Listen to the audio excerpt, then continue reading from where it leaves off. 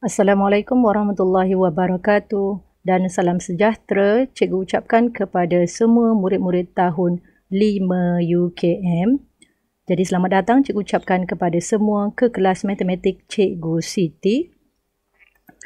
Tajuk pembelajaran kita hari ini ialah mengenai nilai nombor, iaitu menyatakan nombor hingga 1 juta. Di akhir pembelajaran, murid boleh membaca sebarang nombor dalam perkataan. Murid boleh menyebut sebarang nombor dalam angka. Seterusnya, murid boleh menulis nombor dalam angka dan perkataan. Sebelum cikgu meneruskan pembelajaran kita ulang kaji sedikit berkaitan nilai tempat dan nilai digit. Okey, yang pertama, nilai tempat. Nombor yang tertera adalah 1, 2, 3, 4, 5, 6. Okey, kita perlu kenal pasti apakah nilai tempat bagi nombor yang pertama, iaitu digit 6. Nilai tempatnya adalah sa. 5 adalah 10. Okey, nilai tempat dia adalah 10. 4 adalah ratus. Seterusnya, 3 adalah ribu. 2 adalah puluh ribu. Dan 1 adalah ratus ribu. Okey. Selepas itu, bagaimana pula dengan nilai digit? Okey. Nilai digit mudah ya. Nilai digit 6 adalah 6. 5 adalah 50. 4 adalah 400. 3 adalah 3000.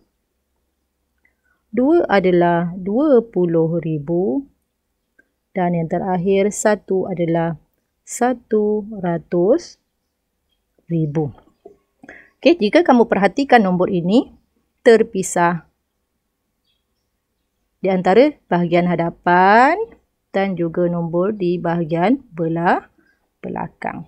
Okey, nombor di bahagian belakang ini mesti 3 petak. Okey, barulah bersambung dengan nombor yang di hadapan. Okey.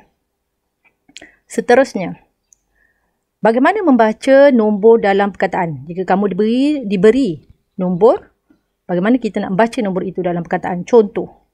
Okey. Di sini kita ada nombor 547,132. Bagaimana nak membaca nombor ini dengan mudah?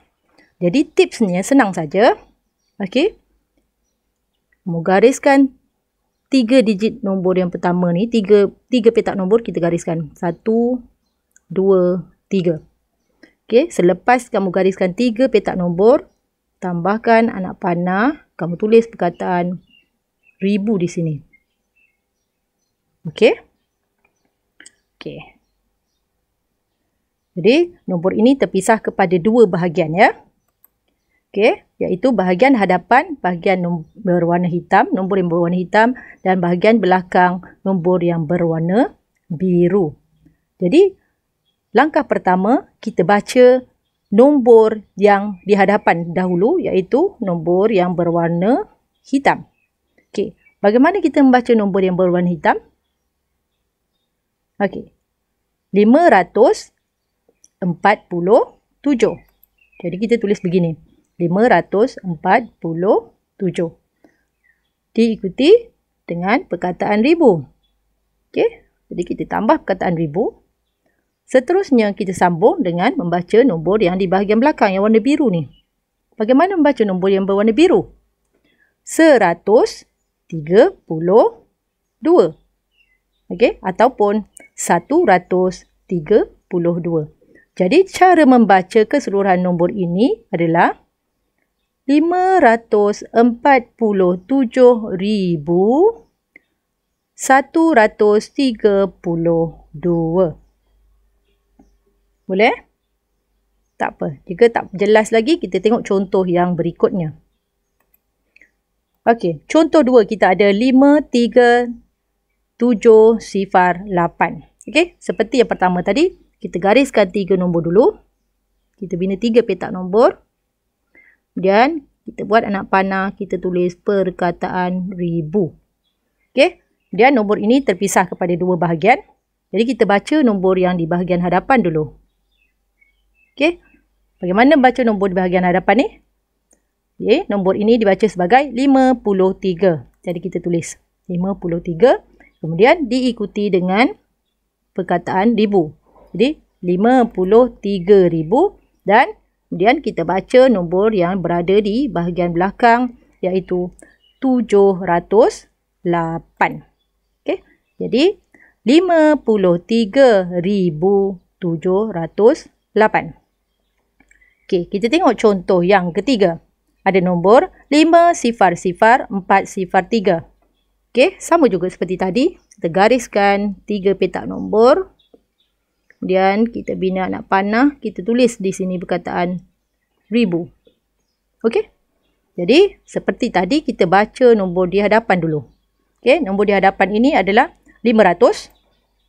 Okey, kemudian diikuti dengan perkataan ribu. 500,000 dan kemudian kita baca nombor yang di belakang iaitu 403. Jadi keseluruhan nombor ini dibaca sebagai 500,403. Okey, seterusnya. Jika kamu diberi dalam perkataan dan kamu perlu menulis dalam angka. Ini lebih mudah ya. Jadi tips yang pertama. Contoh 1, bagaimana kamu nak menulis 100,013 dalam angka iaitu dalam nombor. Jadi yang pertama kita cari perkataan ribu dalam ayat tu. Jadi kita jumpa perkataan ribu. Kita bulatkan dulu. Okey, kita bulatkan perkataan ribu. Okey, kemudian nombor ayat ini telah terpisah Ayat ini terpisah kepada 2 bahagian iaitu bahagian hadapan dan bahagian belakang. Okey, sama juga seperti tadi. Kita baca dulu perkataan yang di hadapan. Okey, di hadapan ini adalah 100. Okey, 100. Kita tulis 100. Okey. Okey, kita tulis 100. Kemudian ribu tak payah buat apa-apa. Kemudian kita perlu tulis 13. Okey, mesti ingat. Di belakang perkataan ribu, kita mesti ada 3 petak nombor. Jadi, bagaimana menulis nombor 13? Okey, kita tak boleh tulis jawapan dia begini. 100, kemudian kita tulis 13. Okey, ini adalah salah. Kerana di belakang perkataan ribu, kita perlu ada 3 petak nombor. Jadi, kamu perlu tulis sebagai 013. Jadi, jawapannya adalah 100,013. Okey, jawapan ini kita perlu tulis begini. 100,000, okey, 13. Okey, next. Kita pergi ke perkataan contoh yang kedua. 730,203. Okey, kita cari perkataan ribu. 730,000. Okey, kita jumpa perkataan ribu, kita bulatkan. Okey, sekarang nombor perkataan ayat ini telah terpisah kepada 2 bahagian. Okey, kita tulis jawapan di bahagian hadapan dahulu. 730. Okey, bagaimana menulis 730? Okey, begini ya. Okey, ni 730. Okey, kemudian kita tulis nombor yang di bahagian belakang. 203. Okey. Ya, jadi ini jawapan untuk 730,203. Okey, untuk contoh yang ketiga iaitu contoh yang terakhir 50,008. Okey, kita bulatkan perkataan ribu. Kita asingkan nombor di hadapan dan nombor di belakang. Okey. Mula-mula kita baca nombor, kita tulis nombor di hadapan 50. Okey, tulis 50. Okey, kita tulis 50. Kemudian kita tulis nombor di belakang iaitu 8. Okey, kita tak boleh tulis macam ni. 50. Kemudian kita tulis 8. Okey, ini salah ya. Kita kena ingat di belakang perkataan ribu mesti ada 3 petak nombor.